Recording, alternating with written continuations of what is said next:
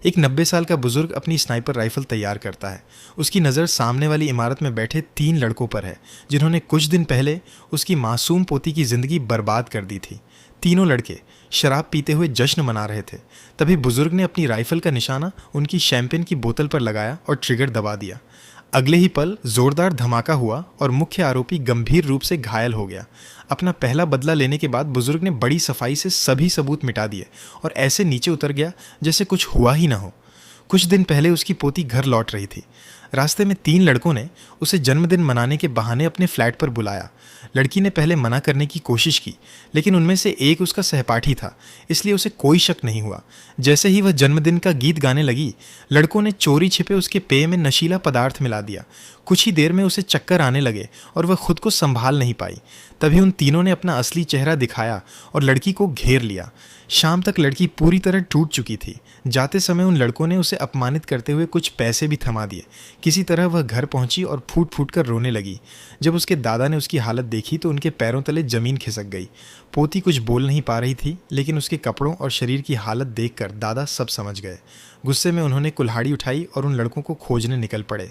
तभी उनका पड़ोसी, जो एक पुलिस अधिकारी था, उन्हें रोक लेता है। वह भरोसा दिलाता है कि कानून अपराधियों को सजा देगा। कुछ ही समय बाद पुलिस उन तीनों लड़कों को गिरफ्तार कर लेती है। उनके फ्लैट से कई महत्वपूर्ण सबूत भी बरामद हो जाते हैं। ऐसा लग रहा था कि अब न्याय मिल जाएगा, लेकिन मामला उतना आसान नहीं था।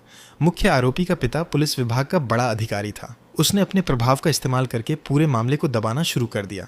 धीरे धीरे सबूत कमज़ोर किए जाने लगे और अपराधियों को बचाने की कोशिश होने लगी। उधर लड़की सदमे में डूबती जा रही थी। वह खुद को कमरे में बंद रखने लगी और किसी से बात नहीं करती थी। दादा उसे संभालने की कोशिश करते रहे, लेकिन हर दिन उनकी उम्मीद टूटती जा रही थी। जब वे न्याय की तलाश में अधिकारियों और सरकारी दफ्तरों के चक्कर काटते हैं, तब उन्हें हर जगह निराशा ही मिलती है। कुछ लोग तो उल्टा लड़की के चरित्र पर ही सवाल उठाने लगते हैं।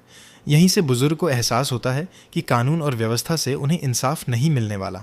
एक दिन वह अपने सारे पदक और सम्मान लेकर बड़े अधिकारियों के पास पहुंचते हैं। उन्हें उम्मीद होती है कि देश के लिए की गई उनकी सेवा का सम्मान किया जाएगा, लेकिन वहाँ भी उन्हें ठुकरा दिया जाता है। अब उनकी आखिरी उम्मीद भी खत्म हो चुकी थी। घर लौटते समय वह एक फैसला करते हैं। अगर न्याय उनका साथ नहीं देगा तो वह खुद न्याय बनेंगे। वह अपना पुराना घर बेच देते हैं और उस पैसे से बदले की तैयारी शुरू कर देते हैं। उन्हें पता चलता है कि उनके रिश्तेदार का फ्लैट ठीक अपराधियों की इमारत के सामने है। यही जगह उनके मिशन का केंद्र बनने वाली थी। इसके बाद वह गुप्त रूप से हथियार खरीदने निकल पड़ते हैं। लंबे प्रयास के बाद उन्हें एक शक्तिशाली स्नाइपर राइफल मिल जाती है। परीक्षण के दौरान उनके सभी निशाने बिल्कुल सटीक बैठते हैं। दरअसल वह कोई साधारण बूढ़े आदमी नहीं थे। अपने समय में